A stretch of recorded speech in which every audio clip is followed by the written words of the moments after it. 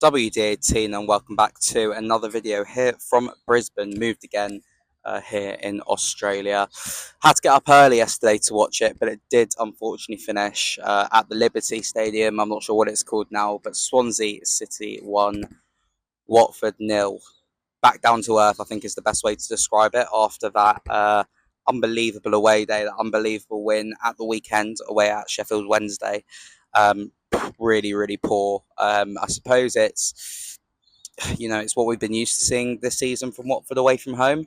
The term that Tom Cleverley's used a lot this season almost is one step forward, two steps back, and it felt like that again yesterday, to be honest with you, just because we're really struggling to string together a real set of performances. I mean, collectively this season, and particularly away from home.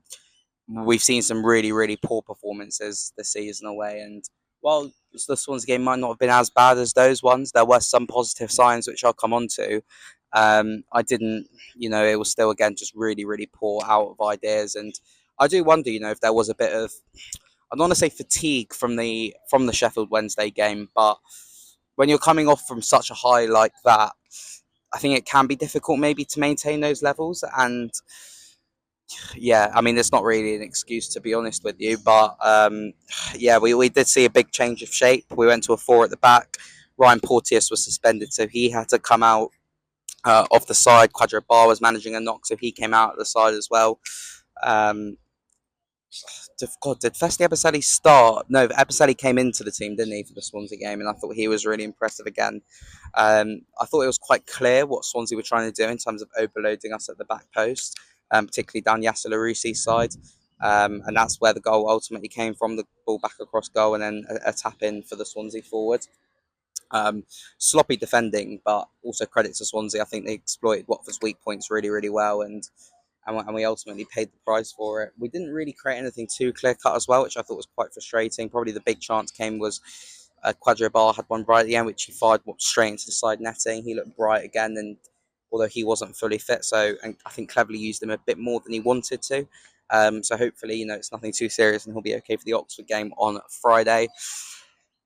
I mean, the one that really upsets me is I thought that this game was almost the one that, you know, Ken Sema is one of my favourite Watford players of all time. I've absolutely loved him over the years. I think he's been a great servant for the club, does so much for the community.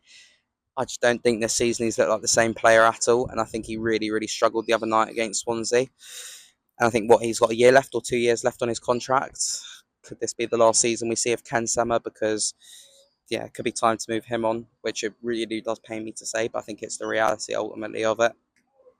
I thought Kiembe struggled as well.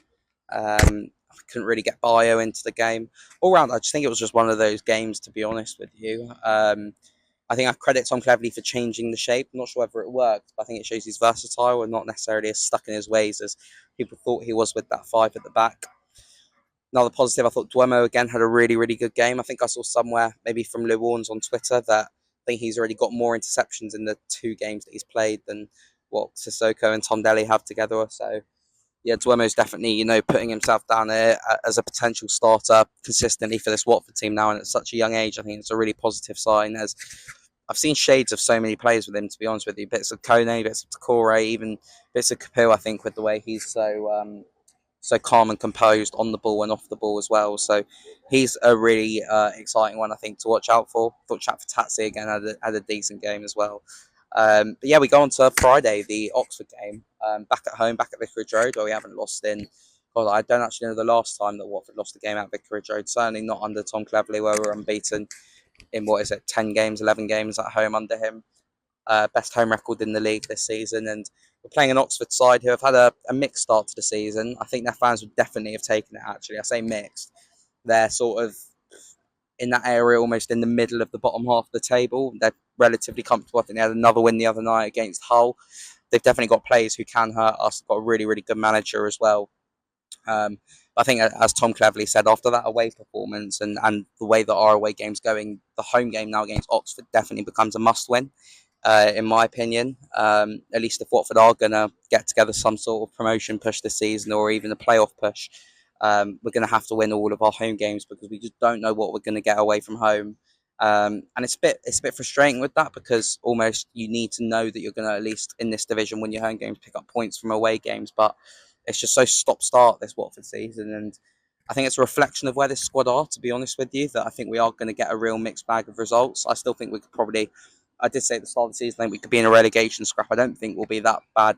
I don't think we'll be that down in the table, but I think we'll come mid-table come the end, just because it's going to be such a mixed bag of results. But if we can continue our home form, then who knows? We could push for the top six. But this Oxford game is going to be a big one. Going to be interesting to see if he changes the shape back to the back five. I think Porteous will be back for the game, so he could bring him back in, along with potentially Sierralta and Matty Pollock as well.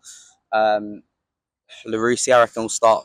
I actually don't, to be fair. I think he'll bring Andrews back in, play Andrews on the right. I think he'll go there, but Baselli on the left.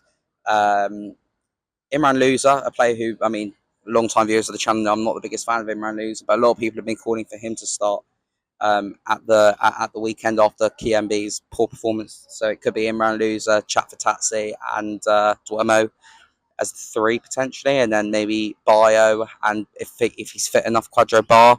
If not, Tom Ince maybe playing next to Bakun Bio. So yeah, definitely it's going to be one to watch for the next few weeks, I think. And yeah, we're here on WD18 to react to it. So make sure to like and subscribe, and we'll see you all soon. Up the all next.